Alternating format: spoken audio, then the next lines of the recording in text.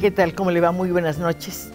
Le doy la bienvenida a nuestro estudio de Canal 11 en este 17 de julio de 2015. Menciono la fecha porque está muy próximo el día en que vamos a celebrar una fecha muy importante para el deporte mexicano, 1984, la Olimpiada de Los Ángeles, en la cual nuestro invitado de hoy, Daniel Asabes Villagrán, obtuvo medalla de plata en el deporte, un deporte extraordinario que es la lucha grecorromana. Usted sabe que Daniel ha sido un personaje muy distinguido, un hombre muy interesado en apoyar a la juventud y en mejorar las condiciones de muchos ambientes. Ha sido 2 veces Premio Nacional del Deporte, desde luego es miembro permanente de la Comisión Olímpica Mexicana y tengo entendido que es presidente de la Asociación de Medallistas Olímpicos. Daniel es una persona muy generosa y está con nosotros hoy cuando estamos justamente recordando ese aniversario, 31 años después. Y además está regresando de Toronto. Efectivamente. De los Panamericanos. Efectivamente, nos tocó el privilegio de participar como portadores de la antorcha panamericana en estos 17º Juegos Panamericanos que están celebrando en Toronto, y en donde México siempre ha sido un animador muy importante. México ha sido en 3 ocasiones sede de estos Juegos Panamericanos, en 1955, en 1975 y en el año 2011. Situación que ahora se empata con Canadá. Canadá los hizo en 1967, en 1999 en Winnipeg y ahora en Toronto. Oiga, yo le quiero decir algo. Está muy bonito que estemos muy bien representados en estos Juegos, pero yo leí una noticia en el periódico según la cual no se iba a dar ningún tipo de compensación a quienes resultaran triunfadores en estos Panamericanos. ¿Por qué no se han hecho un esfuerzo? Han invertido mucho tiempo. Sí, y yo creo que hay una delegación que ha demostrado tener una gran solvencia. Al día de hoy, que es la 8ª jornada, México lleva 10 medallas de oro, 12 de plata y 23 de bronce. Hasta este momento. Hasta este momento, esperando otras 8 jornadas, en donde han habido historias como suelen sucederse en los Juegos Centroamericanos, Panamericanos Olímpicos, historias que inspiran a la humanidad. Y creo que es importante que las autoridades deportivas del Comité Olímpico Mexicano pudieran rectificar este anuncio, y seguramente algunos patrocinadores, y con base a un esfuerzo presupuestal, si hay estímulos a estos grandes deportistas que sobre todo están en vías de ser nuestros representantes en los Juegos Olímpicos de Río 2016. Están haciendo un esfuerzo notable que merece ser compensado y reconocido.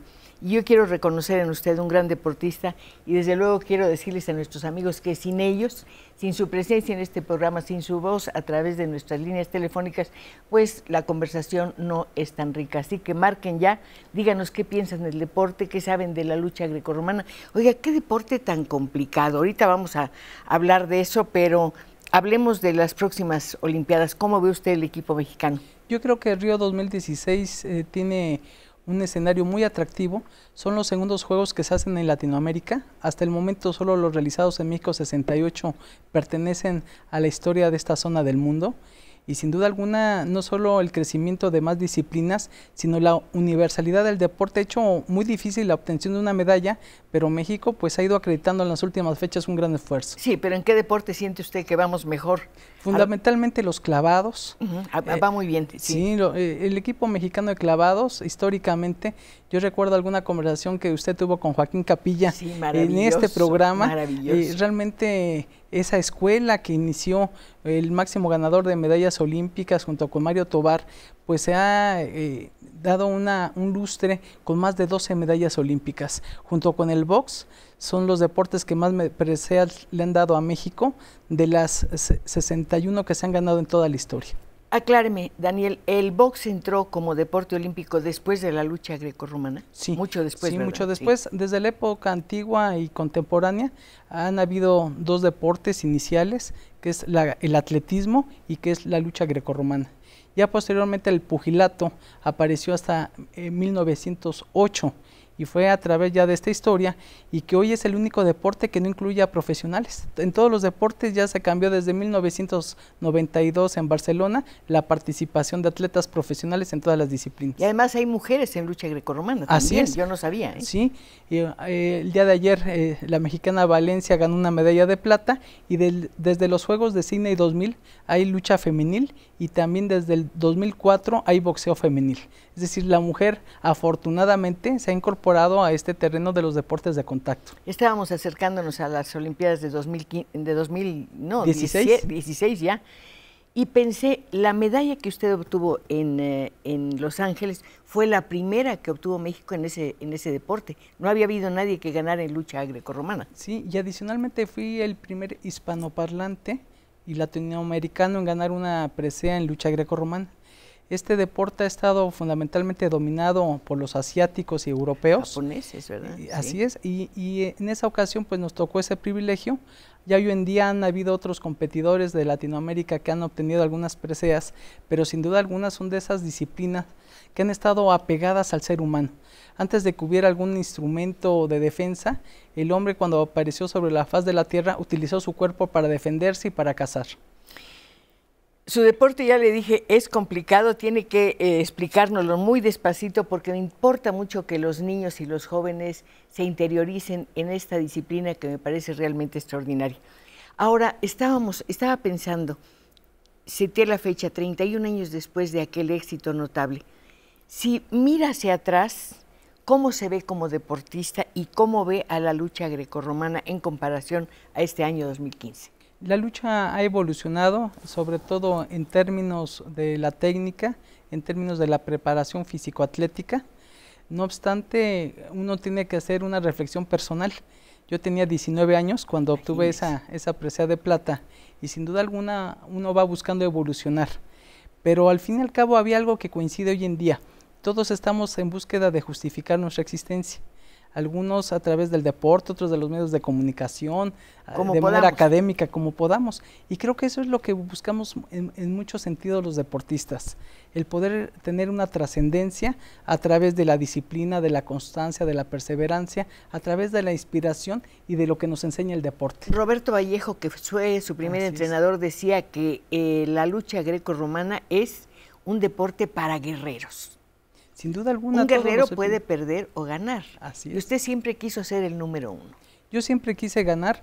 Yo me acuerdo que cuando perdía, pues soltaba en llanto y a mí me afectaba mucho el no poder ganar. ¿Pero no sabía usted que podía perder? Sí, pero yo creo que cuando tienes la intención de ganar, siempre hay una cierta frustración que vas aprendiendo a tolerar y sobre todo, como decían los filósofos orientales, muchas veces aprendes más de los fracasos que de los éxitos. Es cierto. Y te das cuenta que perdiste un combate y fue una falla técnica, una falla de preparación y sobre todo en un deporte tan complejo como la lucha. Pero, por ejemplo, en el caso de la medalla de plata, usted decía o alguien decía que realmente no estuvo bien el veredicto, digamos, que usted la había ganado, que el japonés había sido favorecido. Sí, totalmente. Hubo un toque de espalda, que ese es uno de los objetivos que se da dentro de un combate de lucha.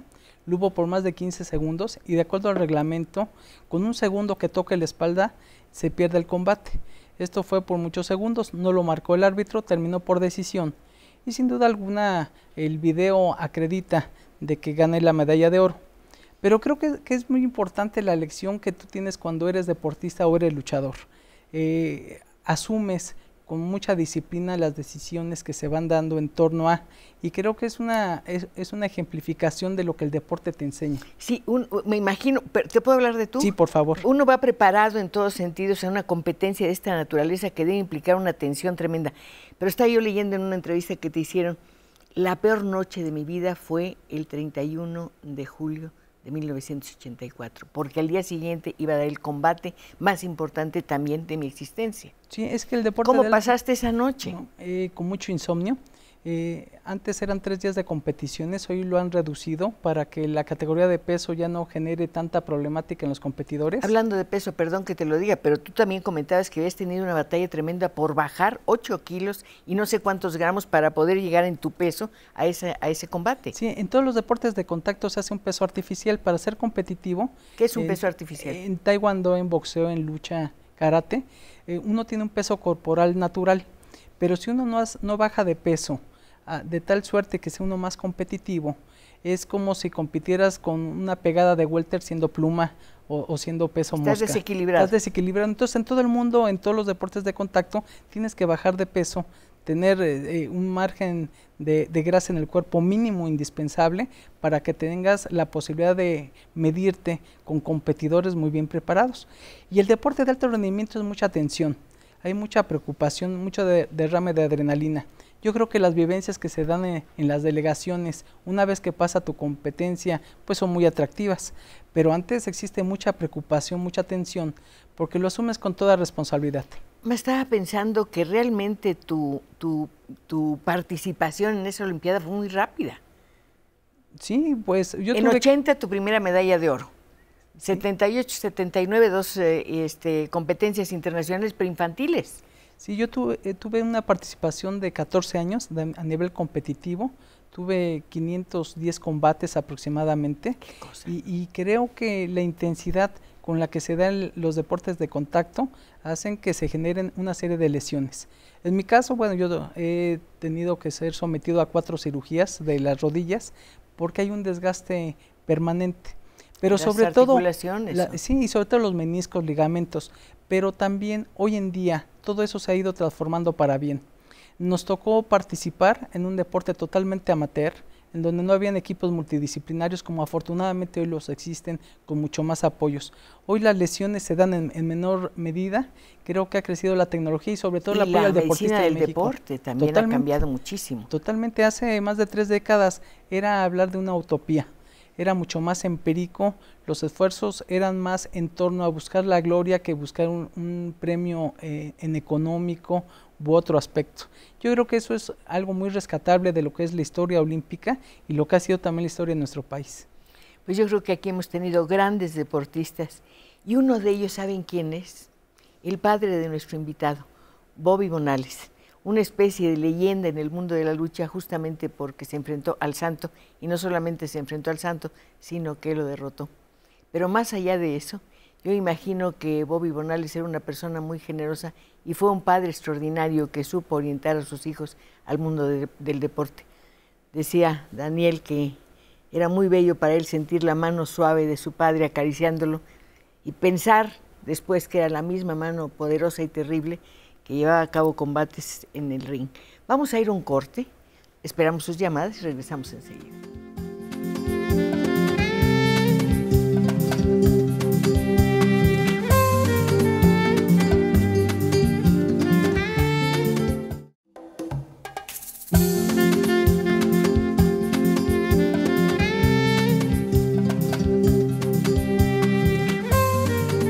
Recuerde que está con nosotros Daniel Aceves Villagrán, medallista olímpico, y recuerde que todas nuestras líneas telefónicas están completamente a su disposición para que le diga, para que le comente y le pregunte o nos mande mensajes como el siguiente. Julia Pacheco Arcaraz dice: llamo para felicitar a la señora Pacheco por la continuación de su programa y por la calidad de los invitados que tiene semana tras semana.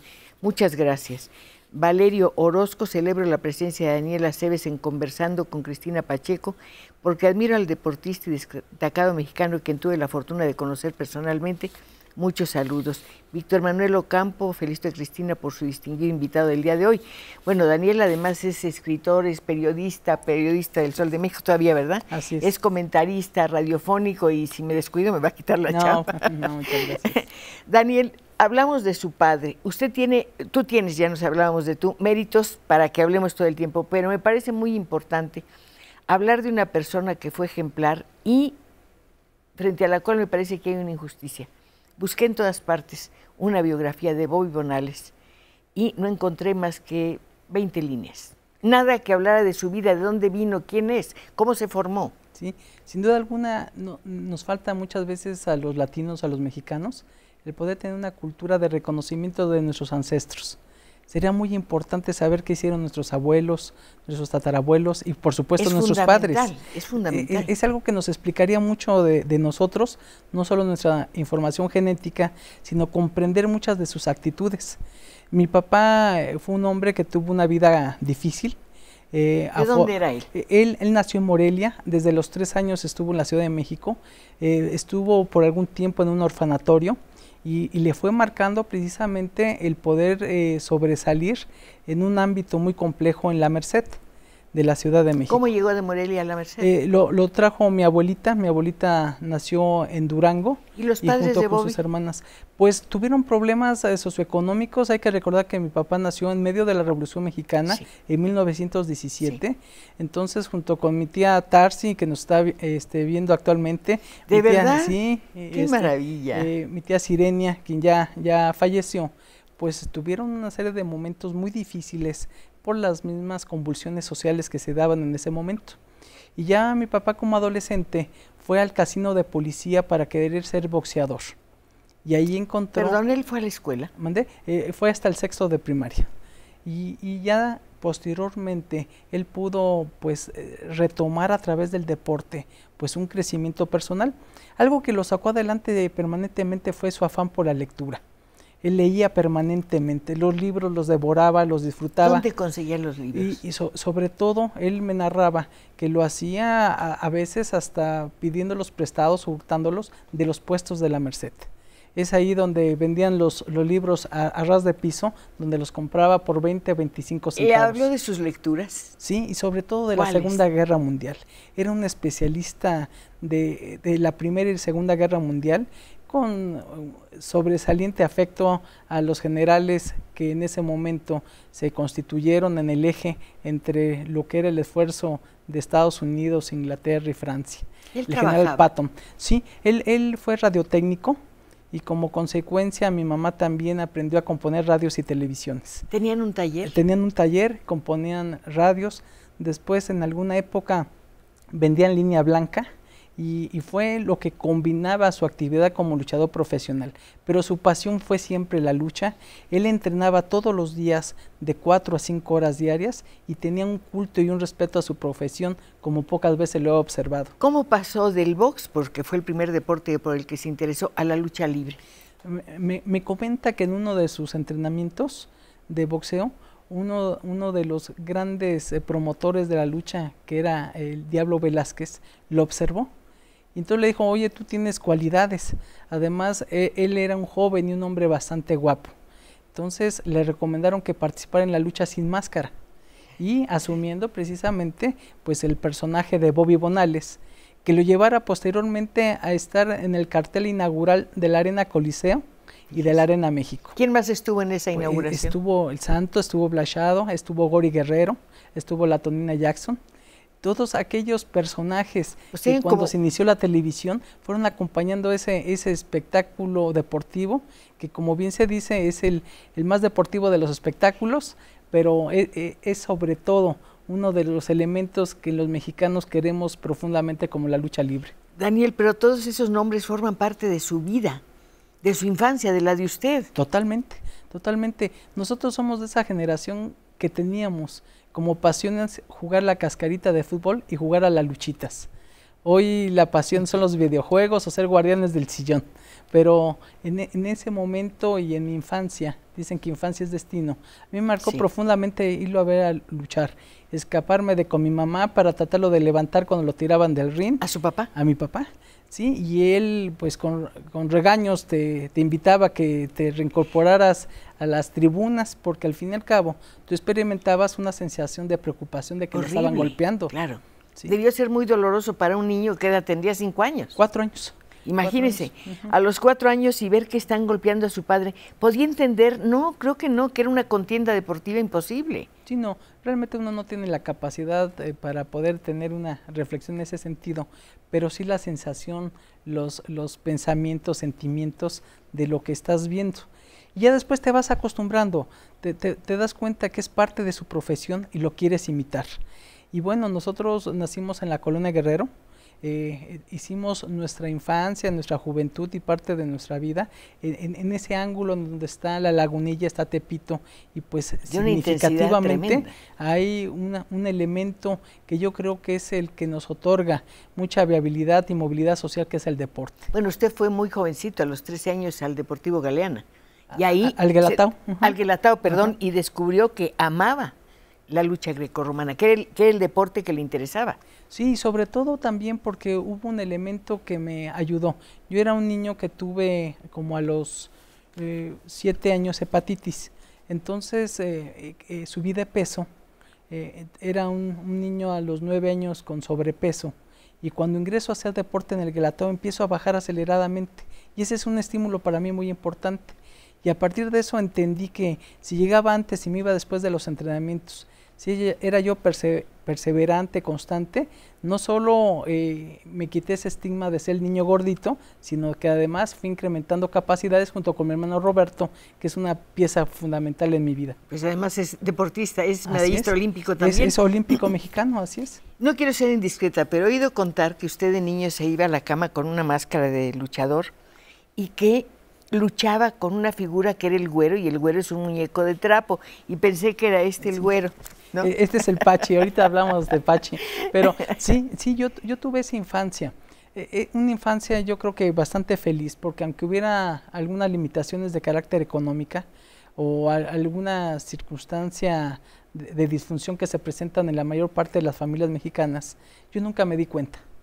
Yo creo que fui un niño muy feliz y vivía esa felicidad en torno a lo que era el deporte, a lo que era la lucha, jugando a las luchitas, soñándonos enmascarados, participando en ese tipo de planteamientos en donde millones de niños ha transcurrido su infancia, y creo que fue idéntica situación la que vive mi hermano. Parece que había un destino para usted, el de la lucha grecorromana, porque creo que en alguna ocasión su papá en una entrevista decía que de muy niño le gustaba mucho a usted nadar, saltar del trampolín a una alberca, ¿es verdad? Sí. Y su hermana comenta que jugaba fútbol y que le metía muchos goles. Sí, afortunadamente los 4 hermanos, que son Roberto, mayor que yo, y después Cristina. Norma y Cristina, nos ha gustado siempre el deporte, pero propiciado precisamente por este elemento.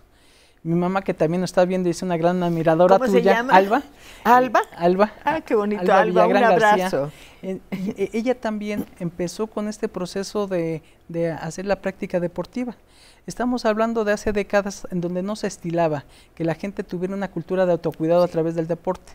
Nosotros afortunadamente tuvimos esa vinculación y nos gustaba jugar a nuestras olimpiadas.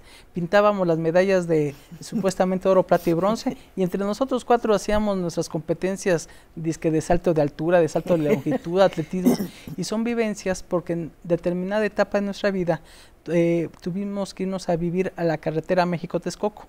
Entonces, a una granja, ahí, ¿no? Sí, una granja, entonces ahí teníamos cierta crianza de puercos, de conejos, etcétera, y ahí hacíamos entre nosotros en una cierta soledad entrecomillada nuestros Juegos Olímpicos, y por eso cuando vimos Montreal 76, a Nadia Comaneci, vimos a Daniel Bautista, fue algo inspiracional para todos nosotros. Creo que ahí nació no solo el gusto por un deporte como la lucha, sino también por los Juegos Olímpicos. Nos marcó profundamente ver la transmisión de los Juegos Olímpicos de Montreal 76, en donde, por cierto, Juan Paredes en box y Daniel Bautista en caminata ganaron medallas para México. Pues tenemos muchos medallistas. Se han ganado en toda la historia 61 medallas, 13 de oro, 21 de plata y 27 de bronce. Una de las de plata es de usted, y no era de plata y se la robaron. Así es. Ahorita me va a contar esa historia. Guillermo Díaz, un saludo a Daniela Aceves. Fuimos compañeros en algunos equipos olímpicos, no, en centroamericanos y panamericanos. Y una felicitación a la señora Pacheco por el programa. Muchas gracias, don Guillermo. Marisabel Vela, felicitaciones a la señora Pacheco y al doctor Daniel Villagrán. Es licenciado, ¿verdad?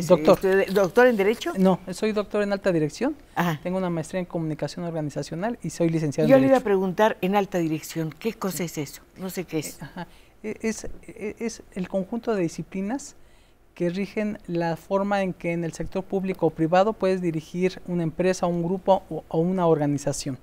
Son características administrativas. La alta dirección es eso, aplica para el sector público y privado. Creo que no nací para eso. Seguimos adelante.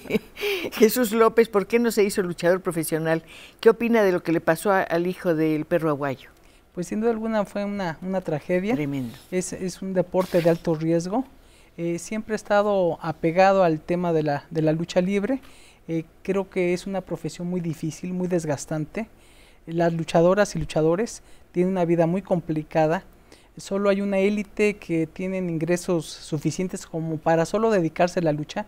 La gran parte de los luchadores en México, que hay como 4,000, y tienen ingresos muy menores, y creo que es un motivo de generar un sentido de justicia, de que tengan los servicios médicos y los apoyos necesarios. Yo creo que deberían tener apoyo para cuando son mayores. Así es. Dejan su vida en el ring frente al público y después los vamos encontrando por ahí en los barrios dando clases o tratando de sobrevivir haciendo algún oficio. En el mejor de los casos. Sí, yo los he visto en un gimnasio en Tepito y es conmovedor cómo se reúnen, cómo estudian, cómo hacen gimnasia y cómo recuerdan sus tiempos porque ya no hay mucho más para ellos. Me parece una injusticia tremenda. Yo estoy de acuerdo, yo creo que son de esas profesiones que además no han estado integradas a la seguridad social por ser de alto riesgo, pero yo creo que es una de las iniciativas que hemos ido generando para que tengan acceso, por ejemplo, al Instituto Mexicano del Seguro Social.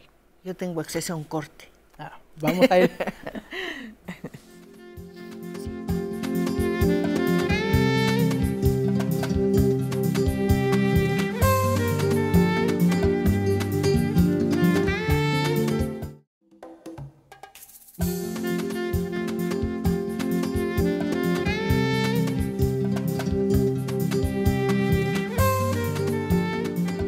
Daniel, perdona que no quite el dedo del renglón, pero creo que precisamente porque son deportes de alto riesgo, estamos pensando en la lucha o en el box, deberían tener seguridad social.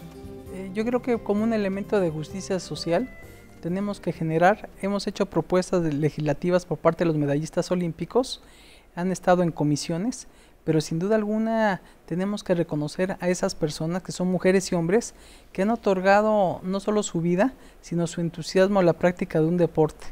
En muchas circunstancias sabemos que ha sido un movilizador social, es decir, el boxeo o la lucha, pues han servido para salir de la pobreza, claro. Para poder rebasar una serie de planteamientos, pero si nosotros cuantificáramos cuántos delincuentes menos, cuántos adictos menos, cuántos alcohólicos menos han habido por medio del planteamiento del deporte, estaríamos nosotros teniendo una tasa de retorno enorme, y yo creo que hay una deuda muy importante para estos ídolos de nuestro país. Estaba pensando en el fin que tuvo el Pajarito Moreno, por ejemplo. Y el Toluco López, y hay una lista muy amplia, y eso que no hemos cuantificado, las lesiones físicas que han generado que se pierda el patrimonio de muchos luchadores, de muchos boxeadores, toda la disfuncionalidad familiar que genera esto por falta de una previsión social y de una justicia social. Y esto ha sido mucho generado por a veces empresarios, a veces por la ignorancia de legisladores que no han tenido a bien el poder otorgar una protección social en términos generales a esta población. Daniel, pero tenemos comisiones del deporte y tenemos representantes del deporte y tenemos organizaciones para favorecer a los deportistas. ¿Por qué nadie piensa en esas personas? Hay algunas fundaciones y algunas organizaciones importantes que han otorgado algunas becas y estímulos, pero no como dádiva, ¿no? Yo creo que más bien como apoyo firme. Y sobre todo estímulos que no atiendan a un sexenio ni a un criterio, sino que estén legalmente establecidos. Yo creo, yo he escuchado cómo has impulsado de manera muy amplia este concepto, y yo creo que tenemos que continuar allegando voluntades. Yo espero que en la próxima legislatura pudiéramos lograr algo dentro de la Ley General de Cultura Física y Deporte, pero también en la Ley Federal del Trabajo. Yo creo que a veces no hemos sabido dimensionar cuál es el marco legal en donde tenemos que generar. Lo de la Ley Federal del Trabajo. Totalmente. Sí, y sobre todo porque hay un planteamiento laboral de quienes son contratados para las funciones del boxeo o la lucha. Y no hay un contrato de por medio, no hay protección social, no hay ninguno de los beneficios que cualquier trabajador pudiera tener. Entonces hay una discriminación muy importante en este sentido. Lo decíamos hace unos momentos, hay una élite que sí se allega de los recursos suficientes para dedicarse únicamente al tema del deporte. La mayoría no. Y además en el boxeo, pues es también una pequeña élite la que llega a disputar los campeonatos mundiales. La gran mayoría padece lesiones, hay entrenadores no capacitados que los suben a peleas que no son convenientes, y hay lesiones de carácter cerebral que van acompañando la existencia ya de manera desafortunada de muchos atletas. Hace algunos meses creo que en Tabasco hubo el caso de un muchacho que estuvo mucho tiempo agonizante después de una pelea. No sé si lo recuerdas. Sí, sí, por supuesto. Y lo malo es que fue son terrible. varias, Su ¿no? mujer decía, ¿qué hago? Sí, sí quedan en estado de coma inducido o directo, y todo eso da como repercusión una problemática social. Entonces, lo que nace queriendo ser un movilizador social termina siendo una tragedia.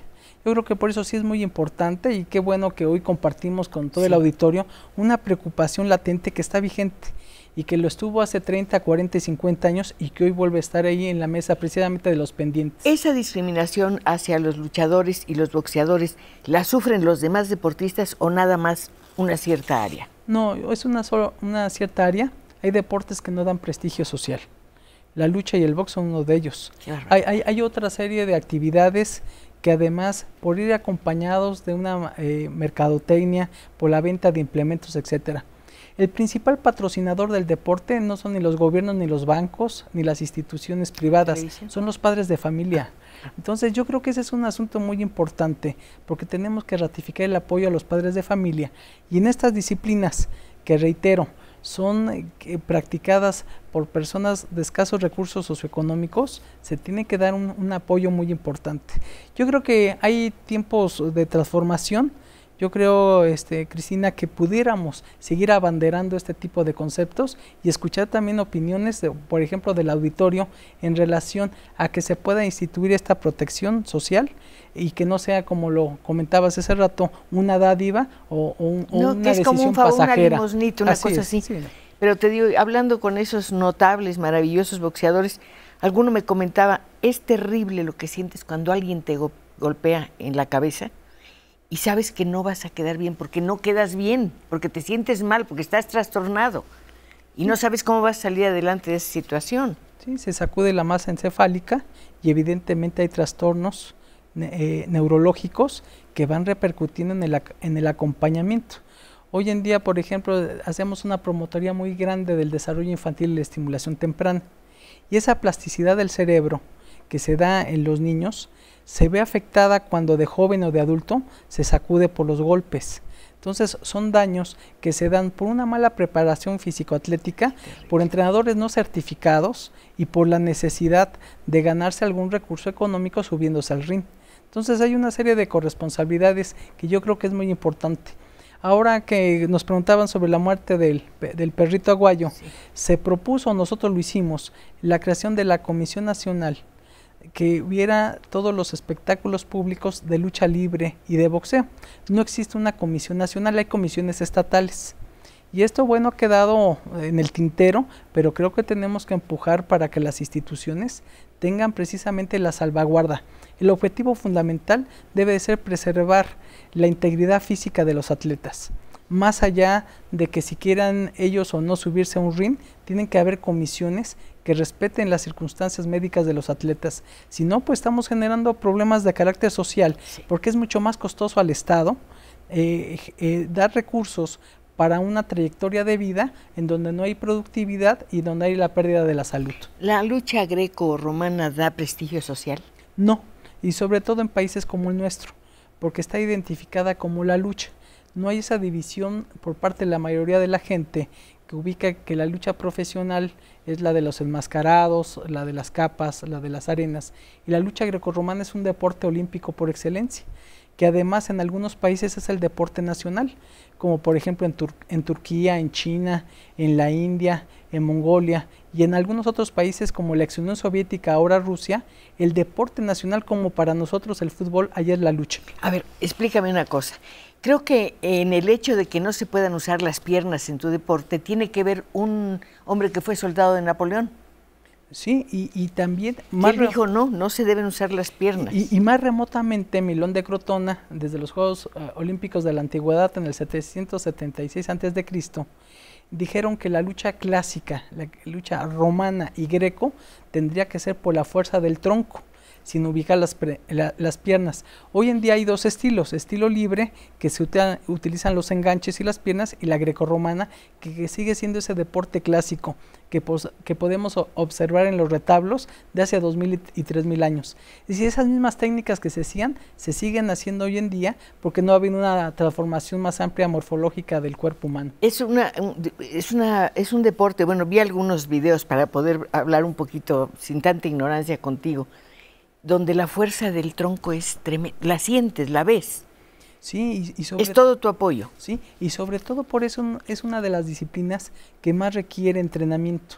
Se hizo un estudio hace algunos años en relación a las horas dedicadas a entrenamiento, y en primer lugar era la gimnasia olímpica, el segundo el decatlón, tercero el pentatlón y el cuarto la lucha. ¿Cuántas horas entrenas? Cuando vas a participar en unos Juegos Mundiales, en una universidad, en unos Juegos Olímpicos, tienes que entrenar de 6 a 8 horas diarias. 6 a 8 horas diarias. ¿Pero en qué consiste el entrenamiento? Dividido en 3 etapas. Por eso el alto rendimiento puedes y debes dormir, comer y entrenar.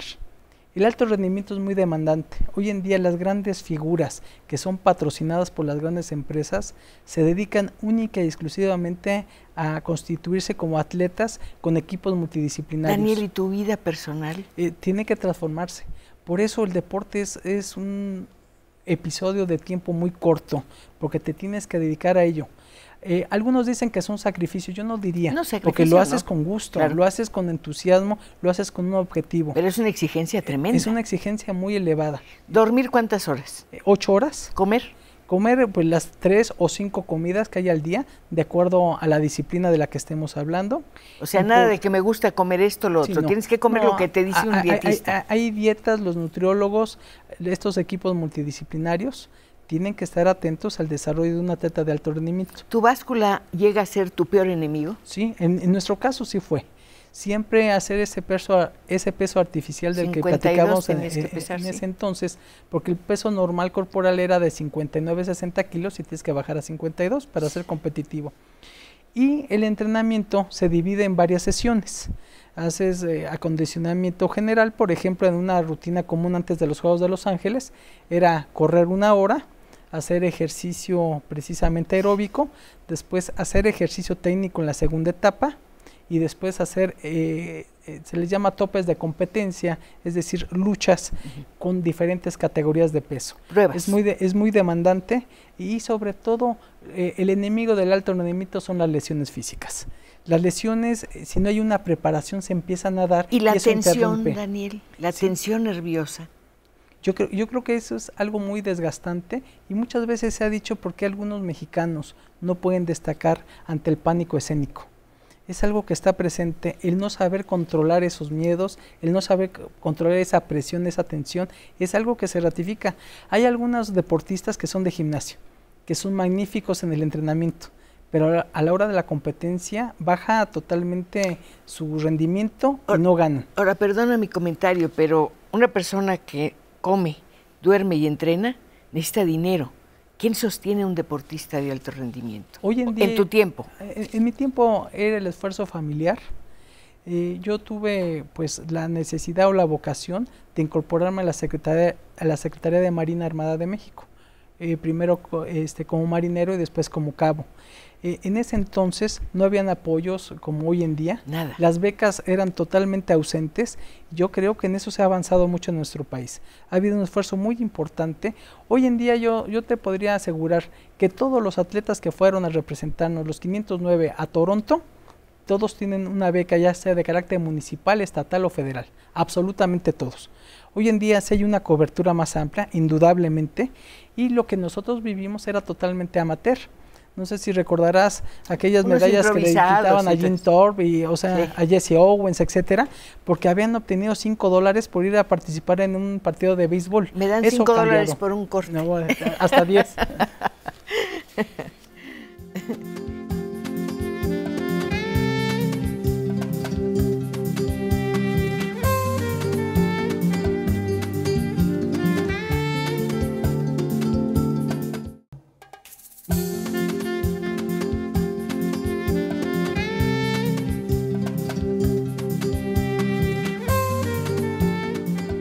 De verdad no saben cuánto agradezco que hayan aceptado llegar aquí a nuestro estudio de Canal 11 a través de las líneas telefónicas.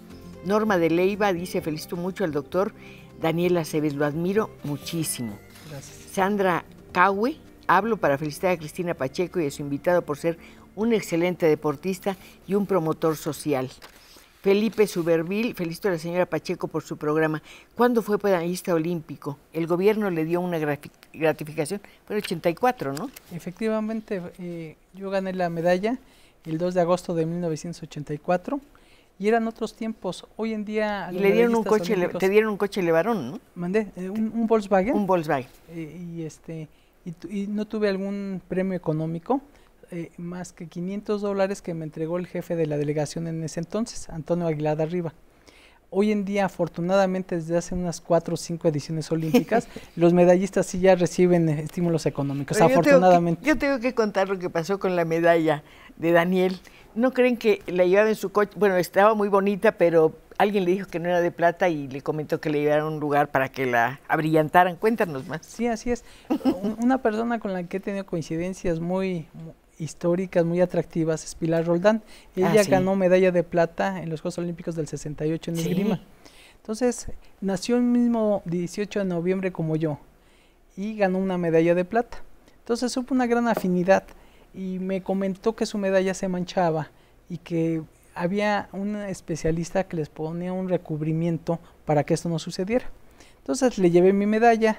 Ya como a los 3 días me dijo que pasara por ella. Y yo en ese entonces trabajaba en una secretaría extinta de programación y presupuesto como promotor deportivo. Y pues la dejé en el coche, entré a las oficinas y cuando salí ya no había el carro. ¡Ay, no! Entonces sí, un sentido de frustración. Con todo y la medalla. Elevado, con todo y la medalla. Entonces se levantaron las actas correspondientes. En ese entonces era una procuradora la que estaba en el Distrito Federal. Sí. Victoria Dato Vida de Ibarra, ¿no? Sí. Entonces, en ese entonces me ofertaron, pues que iba a haber el esfuerzo por la localización del vehículo. Nunca apareció. ¿Ese sí era Levarón? Ese sí era Levarón el carro.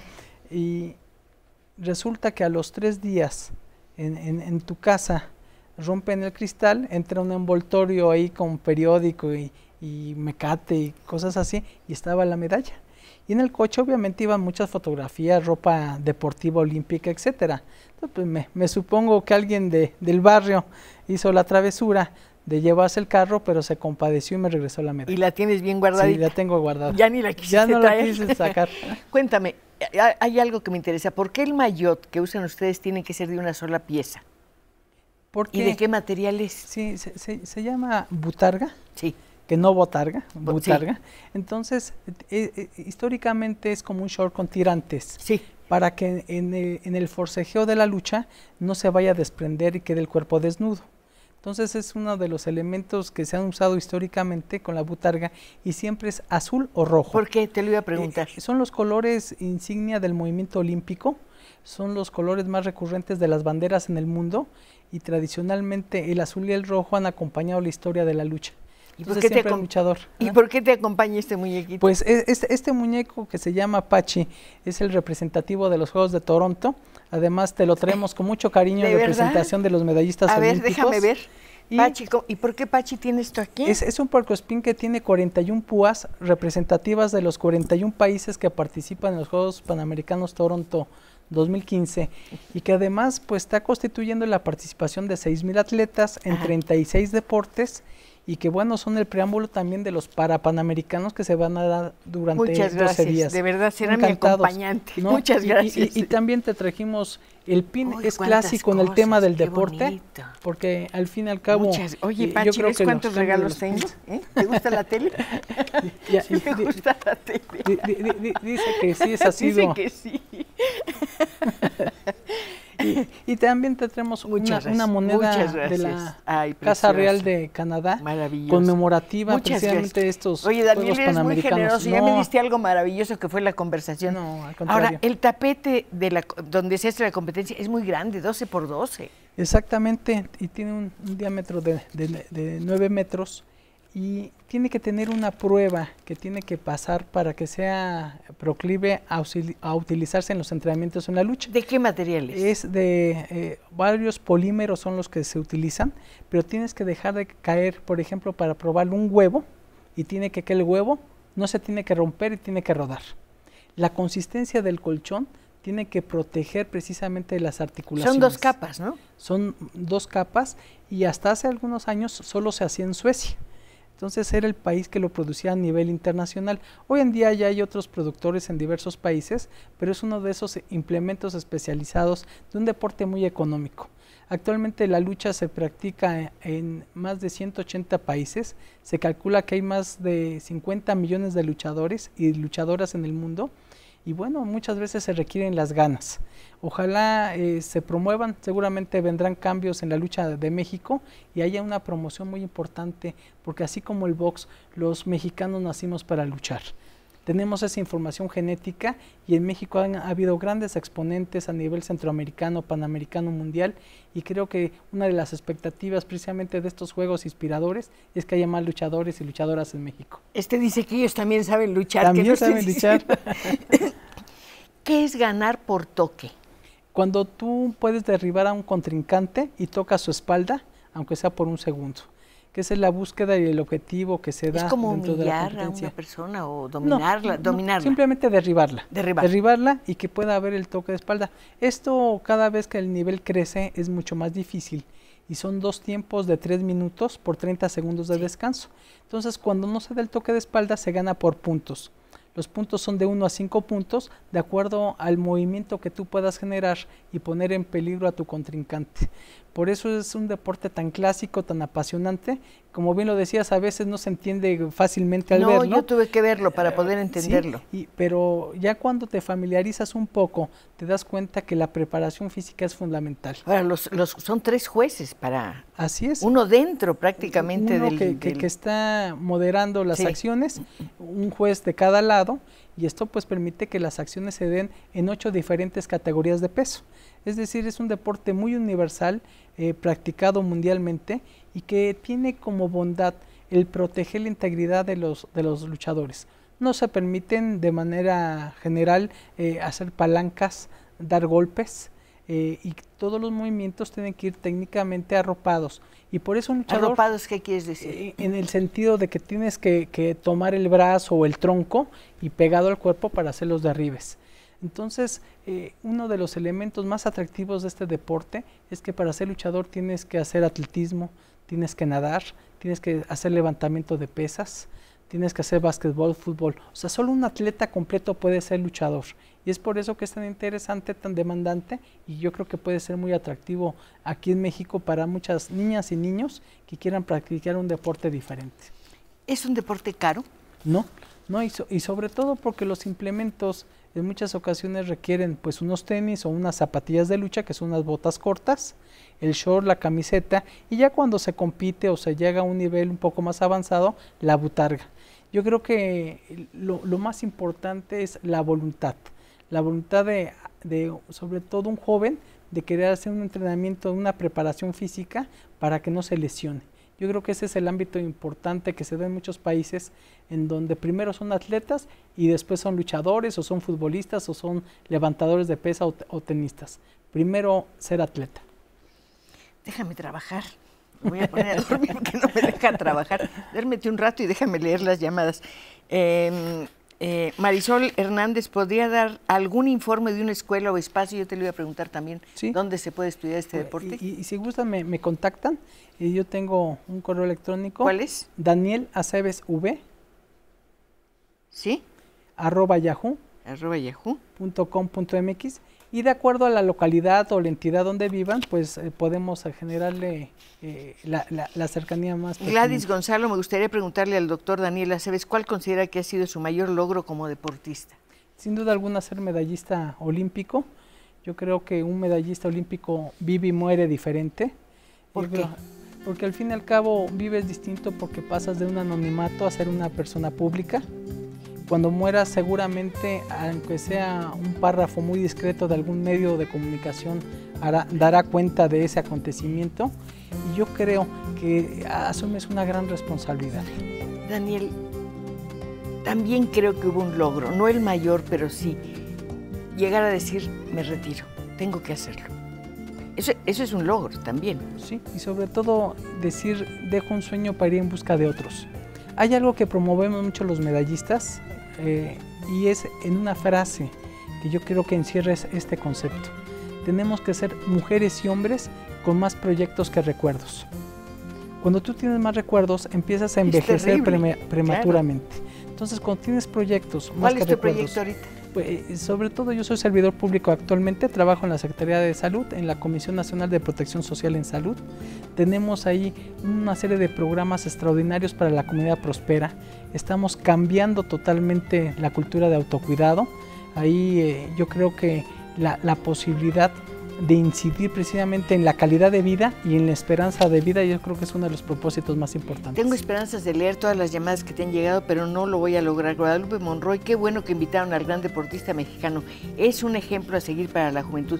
Esa responsabilidad debe ser grande. Me quedan 30 segundos. Dame tu visión o tu versión de la responsabilidad que tiene un medallista como tú frente a los jóvenes. Creo que tiene que identificarse que podemos llegar a ser un ejemplo, que es muy importante promover precisamente que todos podemos tener luces y sombras como seres humanos, pero tiene que existir una constancia, perseverancia, disciplina y sobre todo un fecundo, sincero y legítimo amor a nuestro país. Tú lo tienes y lo has demostrado. Muchas gracias por venir aquí, muchas gracias por conversar con nosotros, por todos estos regalos y bueno, pues ya tenemos que decir adiós. Panchi lo va a decir, nos vemos el próximo viernes para seguir conversando, ¿verdad? Tú no vas a venir porque me vas a quitar. Se va a quedar, se va a quedar en casa.